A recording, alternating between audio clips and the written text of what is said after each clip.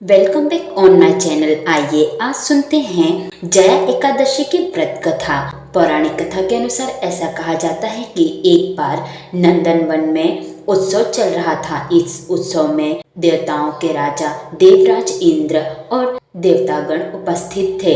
इस उत्सव कार्यक्रम में गंधर्व गायन कर रहे थे एवं गंधर्व कन्याएं नृत्य कर रही थीं। उसी समय नृत्यांगना पुष्पावती सभा में गायन कर रहे माल्यवान नाम के गंधर्व पर मोहित हो गई।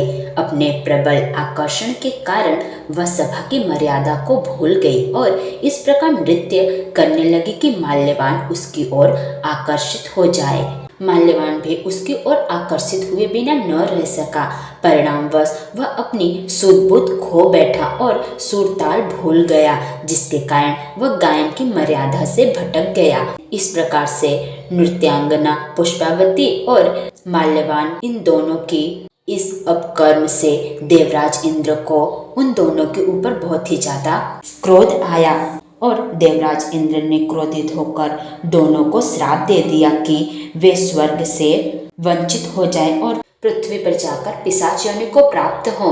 श्राप के प्रभाव से माल्यवान और पुष्पावती दोनों ही पिशाच बन गए और हिमालय पर्वत पर एक वृक्ष पर अत्यंत कष्ट भोगते हुए रहने लगे। एक दिन दोनों अत्यंत दुखी थे, जिसके चलते उन्होंने सिर्फ फलाहार किया और उसी रात्रि ठंड के कारण उन दोनों की मृत्यु हो गई।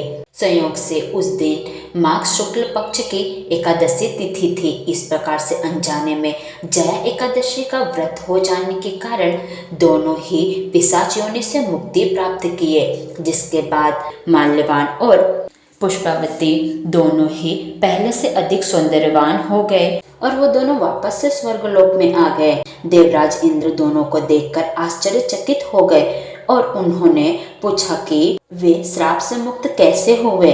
तब माल्यवान ने बताया कि यह भगवान विष्णु की जया एकादशी का प्रभाव है, जिसके प्रभाव से दोनों को पिशाच योनि से मुक्ति मिली और वो दोनों वापस से स्वर्गलोक में आए। यह बात सुनकर देवराज इंद्र बहुत ही ज्यादा प्रसन्न हुए और इस प्रकार से पुष्पवती और माल्यवान दोनों वापस से स्वर्गलोक में रहने लगे।